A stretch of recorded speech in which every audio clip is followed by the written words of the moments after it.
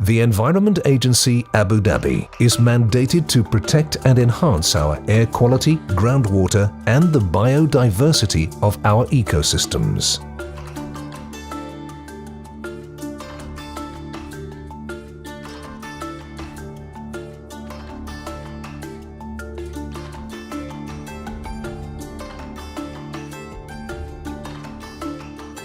Our strategy for 2016 to 2020 has been developed as a core component of the Abu Dhabi Plan. Here are our 9 key challenges and our strategies to meet them. Here in the UAE, this vital resource is extremely limited. Recharge rates are nowhere near enough to compensate for the ever-increasing demand. In Abu Dhabi, the problem is compounded by increasing salinity. We're closely monitoring depletion across the Emirate and using this information to influence our policy and planning.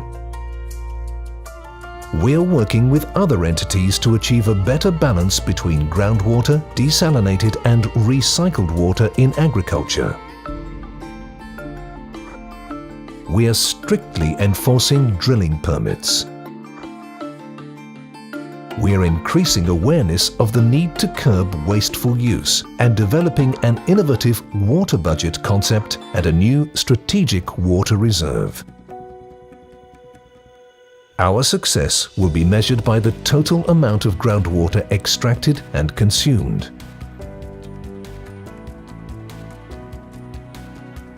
Our climate is naturally dusty. When sandstorms blow, particulate matter in the atmosphere can pose a real health risk.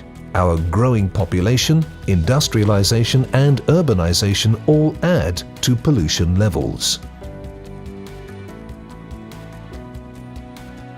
We're expanding our network of air quality monitoring stations, linking them up with others. When levels do become hazardous, we broadcast that information promptly via online communications and news media. We're working with industry stakeholders to reduce emissions and underpinning that with improved policies and rigorous enforcement of emission standards. Our success will be measured by the Abu Dhabi Air Quality Compliance Index, which achieved an excellent 91% in 2014. It's widely accepted that global warming is caused by greenhouse gases which trap heat in our atmosphere. But increased emissions of these gases are an almost inevitable product of urban life today, and the ever-rising demand for power, water and transport. And the rise in sea levels that climate change brings could clearly affect a coastal community like Abu Dhabi. So, our key challenge is to enable continued growth while also ensuring sustainability.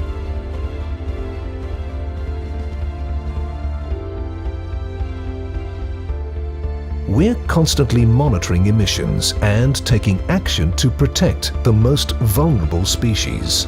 We're increasing awareness of the need to reduce emissions, as well as the real benefits that can come from it, and implementing stronger regulation. Our success will be measured by a reduction in emissions, particularly carbon dioxide, year on year. Abu Dhabi's waste generation reached nearly 12 million tons in 2013. The infrastructure to cope with these volumes simply doesn't exist, so around 64% is dumped. Ironically, most waste can be usefully recycled, reused, or recovered.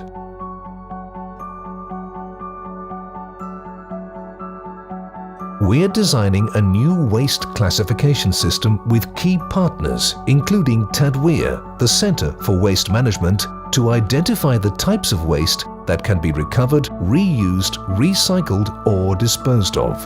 We're setting ambitious targets for waste recovery and working to establish new sanitary landfills. We're increasing awareness of the need to reduce and segregate waste and bringing in strict enforcement against illegal dumping.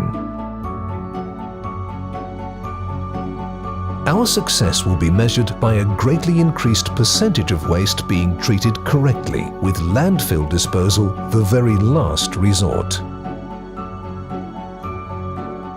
Marine water quality around our coast is generally good, but increased coastal developments, effluent discharges and desalination can easily cause a sharp drop.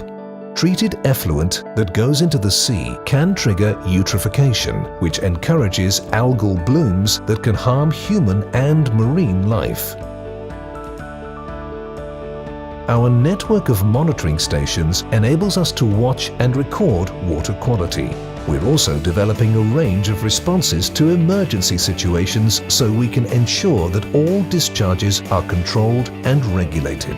And work is ongoing to analyze the sediments from previous discharges and establish how best to deal with them. Our success will be measured by our marine water quality, with particular regard to eutrophication. With our desert climate and limited groundwater, usable land is a rare asset here. Our soils are generally poor, with hypersalinity, overgrazing and contamination all taking their toll on the land even further. We're continuing soil surveying and mapping throughout the Emirate, and with the Abu Dhabi Food Control Authority, we're updating regulations and guidelines on soil additives. We're also focusing on incidents of land contamination, with a view to creating effective, innovative solutions. Our success will be measured by the amount of land available for agricultural use. Abu Dhabi's recent growth has led to habitat loss and fragmentation in the desert ecosystem. Extinctions and threats to several species and a strain on the nation's biodiversity are issues we are faced with. We're building a full, clear picture of the current biodiversity status and the trends to watch. We're producing conservation management plans to ensure healthy populations of flora and fauna. We're introducing a regulatory framework to protect habitats and at-risk species alongside the establishment of new protected areas.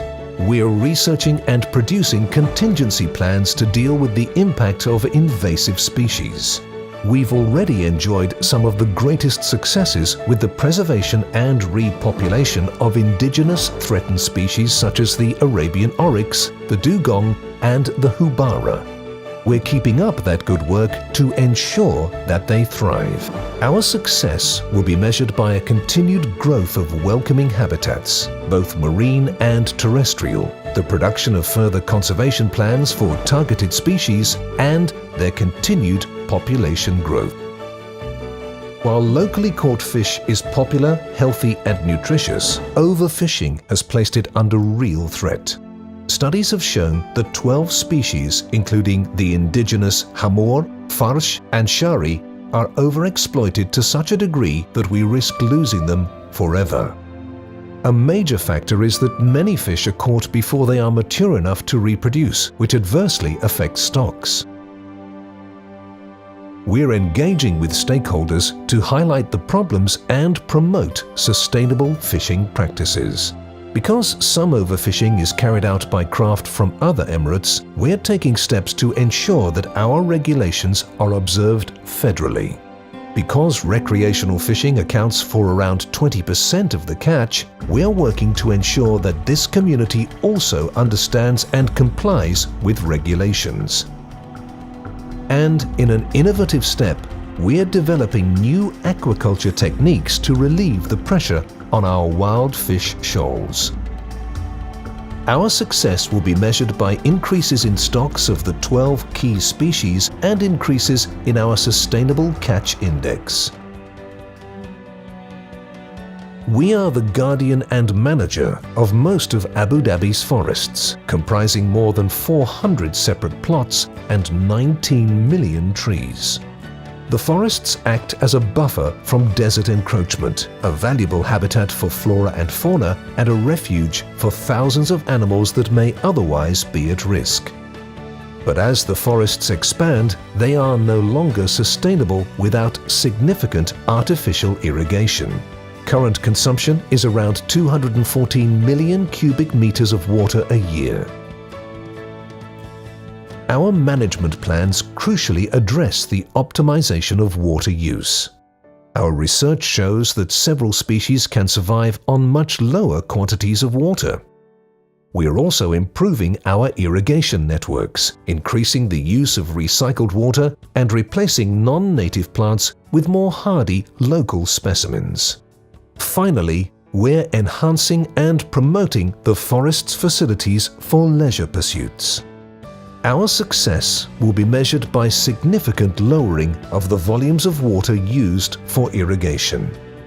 Here in Abu Dhabi, we have a legacy of caring for our natural surroundings that comes directly from our own founding fathers. They wanted to make this a happy, harmonious place to live, and they understood perfectly that a clean, sustainable environment is an essential part of that. We are honored to have the opportunity to continue their work.